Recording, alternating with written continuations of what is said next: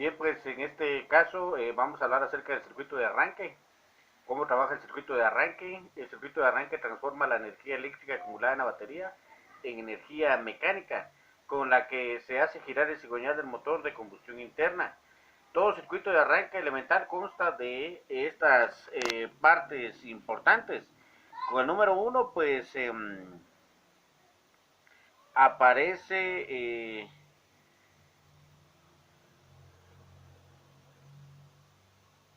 con el número 5 aparece lo que es la batería, que es la que suministra la energía eléctrica.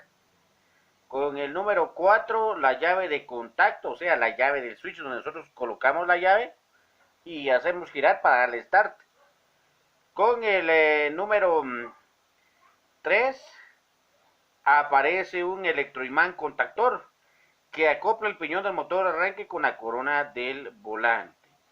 Y con el número 2, el motor de arranque que hace girar el cigüeñal.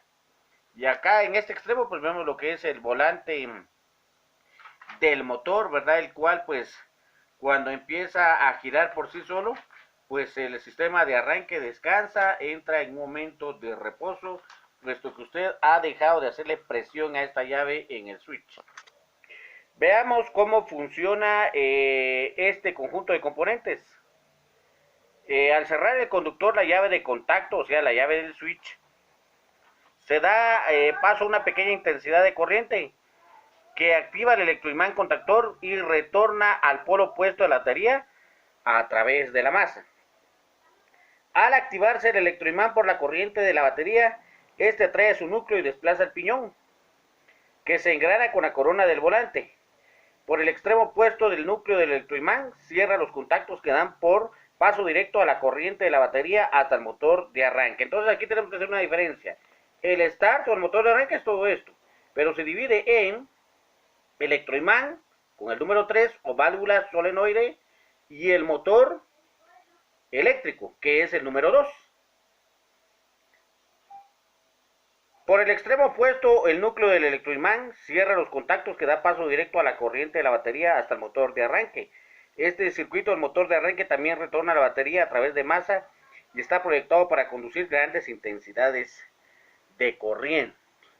Entonces vemos en esta figura 2 el funcionamiento del circuito de arranque cuando se cierra la llave de contacto, ¿verdad?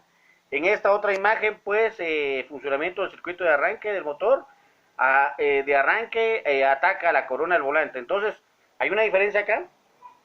Está en posición de reposo el piñón del start. En esta otra imagen ya está acoplando con el volante del motor. Y en esta otra imagen pues ya lo está haciendo girar, ¿verdad? Entonces él lo que hace el piñón es hacer girar el motor para que este funcione por sí solo. Bien, entonces cuando estamos hablando acerca del motor eléctrico estamos hablando de esta parte. Y del electroimán o válvula solenoide estamos hablando de esta otra parte. El electroimán lo que hace es por medio de una arquilla empujar este piñón para que acople con el volante. Posteriormente, después de haber arrancado, uno suelta el switch y este piñón tiene que ser regresado nuevamente a su posición de reposo.